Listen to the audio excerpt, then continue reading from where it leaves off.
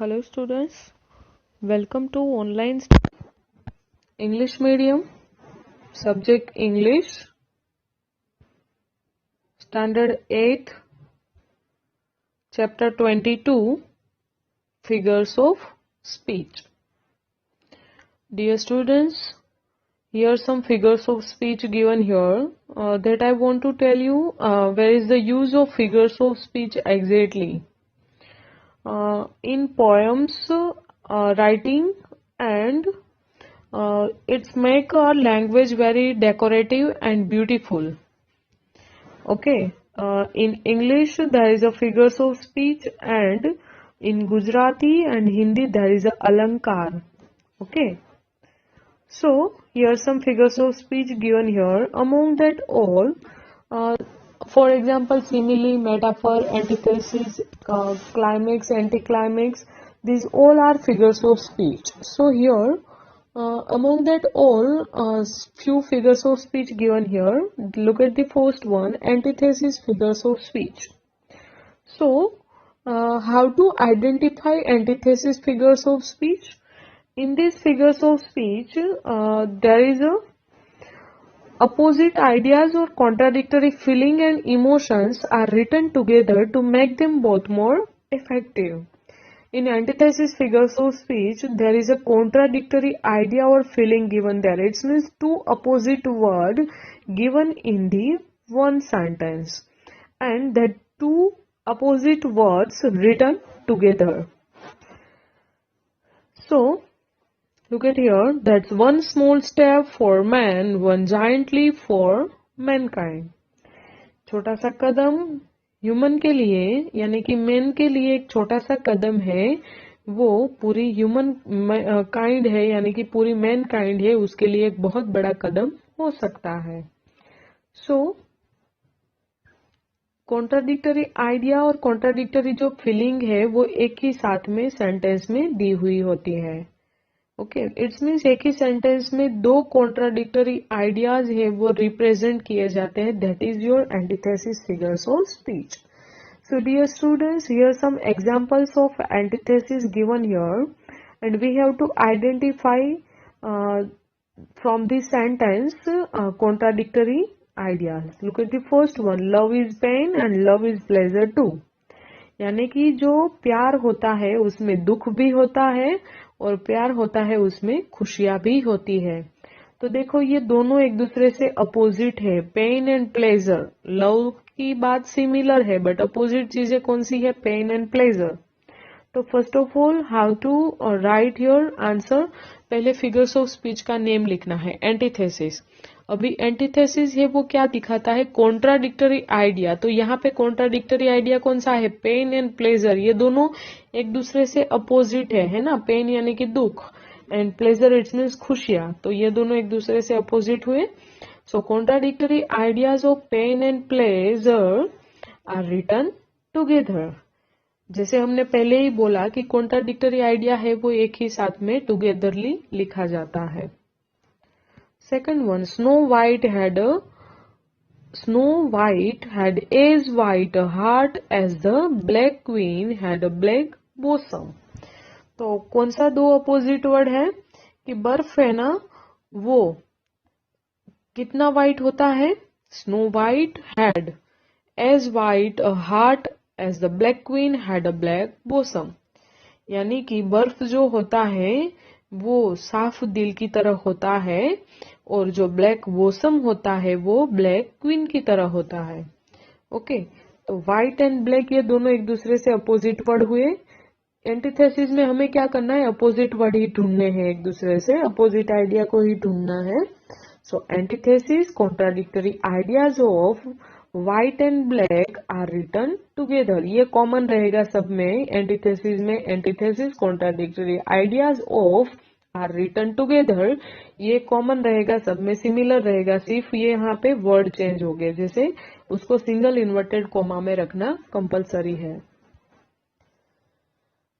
Third one, the French Revolution witnessed liberation as it witnessed annihilation. तो यहाँ पे French revolution है वो लिबरेशन का एंड एनिहिलेशन का साक्षी है और विटनेस है। तो दो अपोजिट वर्ड कौन से हुए? Liberation and annihilation. Okay, so antithesis contradictory ideas of liberation and annihilation are written together. Now for number, nobility desires common happiness, adversity cherishes noble desire।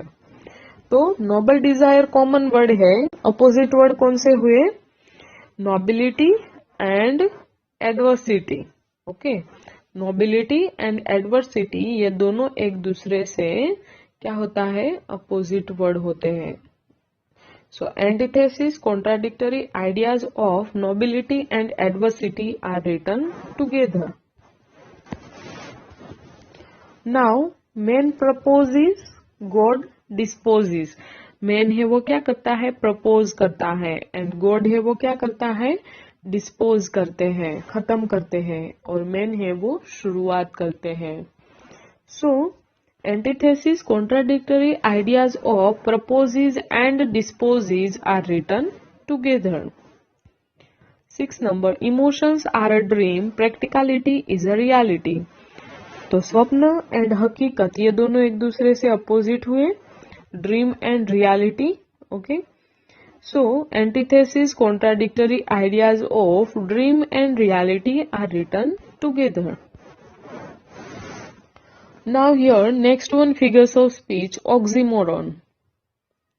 So dear students, oxymoron is a figures of speech in which is a subcategory of antithesis। यानी कि antithesis में भी contradictory ideas थे, और यहाँ पे जो oxymoron है उसमें भी अपोजिट आइडियाज ही होते हैं। बट क्या होता है कि दो अपोजिट वर्ड एंटीथेसिस में एक ही सेंटेंस में अलग अलग जगह पे दिए थे, और यहाँ पे अपोजिट वर्ड ऑक्सीमोरन में सेंटेंस में एक ही साथ दिए होंगे।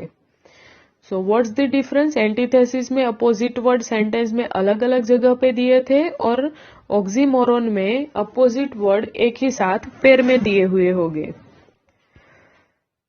So this is the main difference between the oxymoron and antithesis, is that opposite ideas occur side by side in the form of antonyms। यानी कि अपोजिट वर्ड जो होते हैं वो अकर साइड बाय साइड, यानी कि एक दूसरे के बाजू में ही दिए हुए होते, जैसे अपोजिट वर्ड की तरह, है ना। सो देखो, ओ हैवी लाइटनेस, सीरियस वैनिटी। यहाँ पे देखो हैवी एंड लाइटनेस, हेवी यानी कि भारी और लाइटनेस यानी कि हल्का। तो ये दो opposite ward side by side दिए हैं, यानी कि एक दूसरे के साथ में ही दिए हैं। So this is the oxymoron figures of speech. It's too much interested chapter dear students, if you understand one time. So here are some examples of oxymoron figures of speech given here. So we have to explain which word are contrast to each other. It means which one words are opposite to each other. So look at the first one. Most of the theory is given by Michel Faraday, where a part of his crazy wisdom। Michael Faraday के द्वारा जितनी भी theories दी गई है वो कैसी है? Crazy यानी कि पागल जैसी है, वो विजडम यानी कि बहुत अच्छी है। सो कौन से दो वर्ड अपोजिट है? Crazy and wisdom. ओके, हम किसी को बोलते हैं ये तो क्रेजी है तो ये पागल है, वाइज है ऐसा बोलते हैं यानी कि वो बहुत अच्छा है। सो सिमिलरली एंटीथेसिस की तरह पहले हम नेम लिखेंगे फिगर्स ऑफ स्पीच का। ऑक्सीमोरन, ऑक्सीमोरन में क्या है? वहां पे एंटीथेसिस में कॉन्ट्राडिक्टरी आइडिया लिखा था, और ऑक्सीमोरन में क्या लिखेंगे? अपोजिट आइडियाज, क्योंकि यहाँ पे अपोजिट वर्ड की तरह ये दोनों साइड बाय साइड दिए हुए होते हैं इसलिए। So oxymoron opposite ideas crazy wisdom occur side by side. Now next one, the rainfall made an irregular pattern in the wet mud. बारिश ने बहुत ही इरेगुलर पैटर्न बनाई है, यानी कि कोई उसकी कोई फिक्स डिजाइन नहीं होती है कि मैथमेटिक्स की तरह मेजरमेंट करने के लिए स्केल और वो सब लेके बैठ जाए और बाद में डिजाइन बनाए, है ना। बारिश तो अपनी तरह से डिजाइन बनाती है, जैसी बारिश वैसी डिजाइन वो जो मिट्टी होती है उसके ऊपर बनती है। तो ये जो बारिश है ना उसने इरेगुलर पैटर्न बनाई है, किसके ऊपर? ये गीला सा जो मड होता है, कीचड़ होता है, उसके ऊपर। So oxymoron opposite ideas, irregular pattern, irregular यानी कि उसका कोई नियम नहीं होता है वैसा, है ना, अनियमित होता है वैसा, और पैटर्न इट्स मीन्स फिक्स होता है कि हाँ इस तरह से ही। तो इरेगुलर एंड पैटर्न दोनों ऑपोजिट वर्ड है। Irregular pattern occur side by side. You wrote the code in invisible ink. तो अपोजिट वर्ड कौन सा है? Invisible and ink. उसने कोड कैसे लिखा? इनविजिबल इंक से। हमें भी पता है कि इंक से कुछ भी लिखते हैं तो वो दिखता है सामने, तो वो इनविजिबल नहीं होता है, विजिबल होता है ना। So oxymoron opposite ideas, invisible ink occur side by side. In 1929, the United States of America went through an economic recession known to the world as the Great Depression. 1929 में America है वो economic recession से pass out हुआ था, जिसको पूरा world है वो ग्रेट डिप्रेशन से जानता है। सो ग्रेट यानी कि बहुत बड़ा, बहुत अच्छा, और depression it's means down, fallen. So oxymoron opposite ideas, Great Depression occur side by side. This math exercise has clearly confused me. Math exercise है वो उसको clearly confuse कर रही है। Clear होता है तो confusion नहीं होता है, और confusion होता है तो clear नहीं होता है ना। हम बोलते हैं कि हाँ मुझे क्लियर हो गया ये सम, तो उसका मतलब आप समझ चुके हो उसको, है ना। सो क्लियरली एंड कंफ्यूज्ड, दोनों एक दूसरे से अपोजिट वर्ड हुए। Oxymoron opposite ideas, clearly confused occur side by side. This mention is wanted by the living dead. Living dead, living it's mean जिंदा, और डेड यानी कि मरा हुआ। तो जिंदा होता है तो मरा हुआ नहीं होता है, और मरा हुआ होता है तो जिंदा नहीं होता है, तो ये दोनों अपोजिट हुए। Oxymoron opposite ideas, living dead occur side by side. Now, your transferred epithet is a figure of speech in which an epithet, that is an adjective, is transferred from actual noun to another noun. What happened? Transferred epithet वो भी एक figures of speech है कि जिसमें क्या होता है कि जो एक एडजेक्टिव होता है उसको ढूंढना है। एडजेक्टिव यानी कि ऐसा वर्ड की जो नेम में कुछ, नेम को ब्यूटीफुल दिखाता है, नेम को अच्छा दिखाता है, बुरा दिखाता है, यानी कि नेम के अंदर कुछ ऐड करता है, वैसा वर्ड जो है that is your adjective.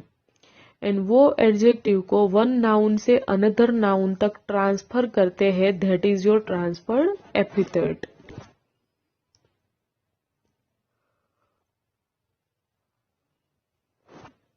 Look at the example. Oh, rest beside the weary road and hear the angels sing. ये सेंटेंस किसने दिया है? एडमंड हैमिल्टन सीयर्स ने। So dear students, now let's understand through the exercise. Here some examples of transferred epithet given here. We have to explain it. Which epithet is transferred from one noun to another noun? Look at the first one. Virginia shook the cruel bars in disgust and antipathy. Virginia ने क्या किया कि cruel bars जो थे ना उसको उसने हिला दिया, डिस्गस्ट एंड एंटीपैथी में उसने उसको हिला दिया। सो बार्स थे, पर कैसे बार्स थे? वो क्रूअल थे, है ना। बार से वो एक नाउन है, तो उसको क्वेश्चन पूछना है नाउन को ढूंढ के कि कैसा था वो, तो कैसा था? क्रूअल था। तो चलो एडजेक्टिव मिल गया। अभी एडजेक्टिव को हमें वन नाउन से दूसरे नाउन तक ट्रांसफर करना है। ट्रांसफर्ड एपिथेट, जैसे हमने पहले भी फिगर्स ऑफ स्पीच का नेम लिखा वैसे इसमें भी लिखेंगे। Transferred epithet, the cruelty of, cruelty किसकी थी? बार्स, जेल के। ये बार्स कहाँ पे होते हैं? जेल में होते हैं ना, तो इम्प्रिजनमेंट आएगा यानी कि जेल आएगा वहां पे। The cruelty of imprisonment is transferred from the jail to the bars, यानी कि क्रूअल्टी, वो जो कैदी था उसकी क्रूअल्टी कहाँ से कहाँ तक थी? जेल से लेके उसके बार्स तक दिखाई दे रही थी।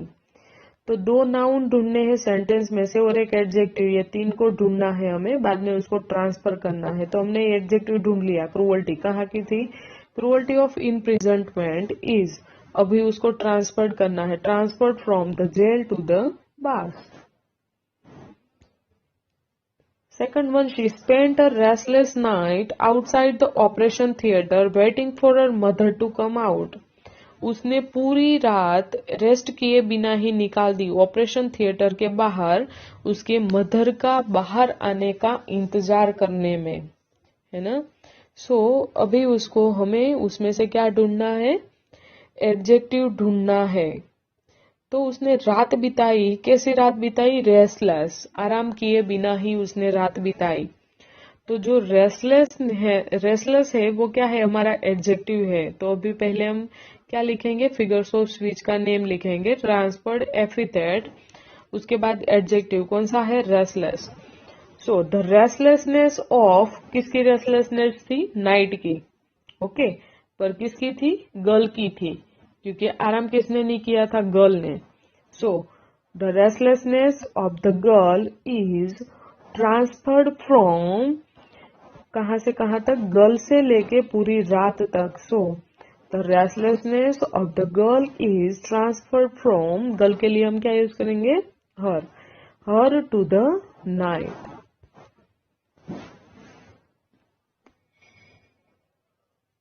Third one, this summer I had the idlest of holidays ever. क्या है, idlest, ओके। एडजेक्टिव कौन सा है, idlest, ओके।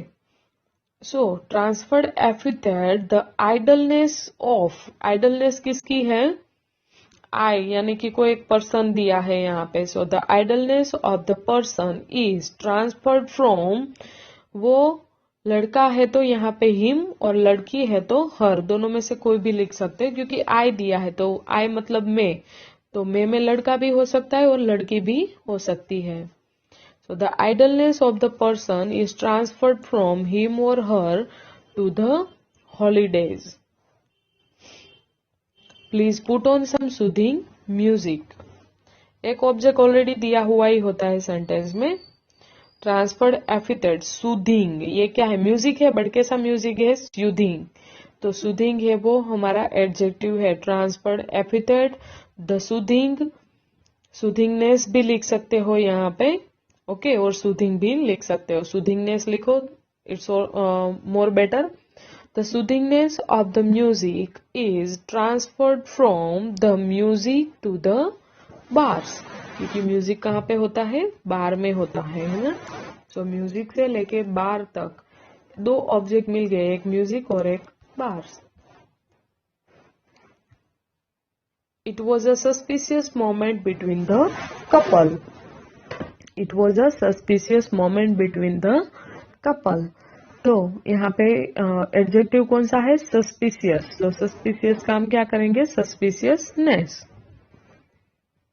सो पहले हम क्या लिखेंगे, एडजेक्टिव का नेम लिखेंगे, ट्रांसफर्ड एपिथेट, द सस्पिशियसनेस किसकी थी, between the couple, the suspiciousness between the couple is transferred from the couple to the moment, कहां से कहां तक थी, कपल से लेके मोमेंट तक थी। So the suspiciousness between the couple is transferred from the couple to the moment.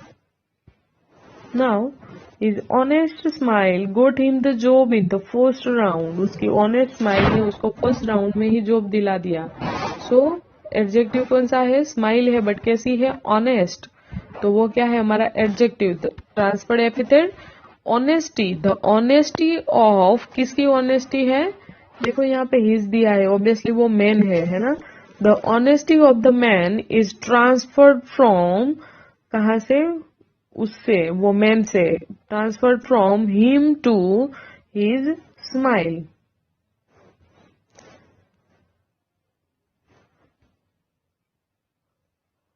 Onomatopoeia is a figure of speech in which a word signifies some kind of sound. Onomatopoeia एक ऐसी figures of speech है कि जो क्या signify करता है, sound signify करता है। जो जितने भी साउंड होते हैं ना, की के साउंड होता है, बर्ड की आवाज होती है, चिरपिंग, और हॉर्न की आवाज होती है, वो जितनी भी आवाजें निकलती है उसके लिए पर्टिकुलर वर्ड होते हैं, है ना। जैसे कि लायन गर्जना करता है तो उसको हम रोरिंग बोलते हैं, है ना। सो बर्ड जो आवाज निकालते हैं उसको हम चिरपिंग बोलते हैं। तो ये से जो वर्ड है कि जो साउंड इंडिकेट करते हैं वो किस में इन्वॉल्व हो गए, ओनोमेटोपोइया फिगर्स ऑफ स्पीच में।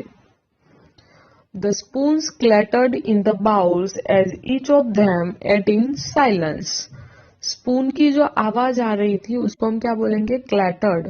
तो ये क्लैटर्ड है वो क्या है, हमारा जो ओनोमेटोफोरिया फिगर्स ऑफ स्पीच का आइडेंटिफाइड वर्ड है। So when we hear the word clatter we immediately think of the sound of spoons clicking the dishes and making noise. The dish gives a sign of some kind of sound.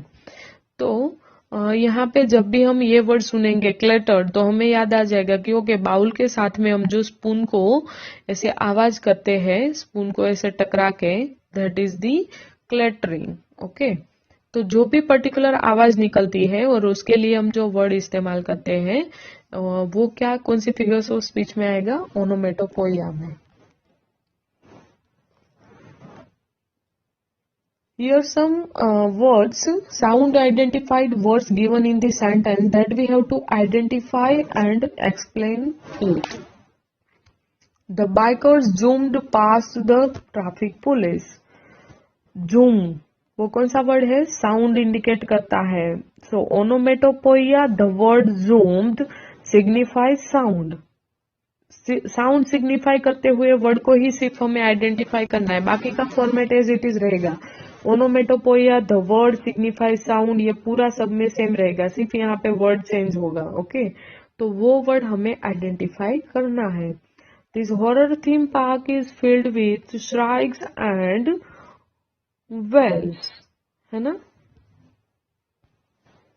So this horror theme park is filled with shrieks and wails. Okay, तो कौन से words है वो sound indicate करते हैं, श्राइक्स and Wales, यानी कि बहुत डरावनी सी आवाज जो आती है that is called shrieks and wails. So onomatopoeia, the words shrieks and wails signifies sound. Next one, the detective shot at him but the bullet whizzed past his ear. Detective ने जो उसके ऊपर शॉट किया but bullet है वो वहां से उसके कान के पास से निकल गई। सो whizzed, ये कौन सा वर्ड है, साउंड इंडिकेट करता है, whizzed. So onomatopoeia, the word whizzed signifies sound. 4 number, another swish on the net and it's a goal. The blue boys have won the basketball tournament. Okay, so यहाँ पे जो कौन सा word है जो sound indicate करता है, swish. So onomatopoeia, the word swish signifies sound. So swish word है वो क्या इंडिकेट करता है, साउंड इंडिकेट करता है। The sty was filled with undernourished pigs, most of who were giving out piteous squeals. So squeal word है जो एकदम से दयाजनक आवाज निकालता है ना, squeal. So onomatopoeia, the word squeals signifies sound. Next one, the clip clop of the horse shook her out of her reverie.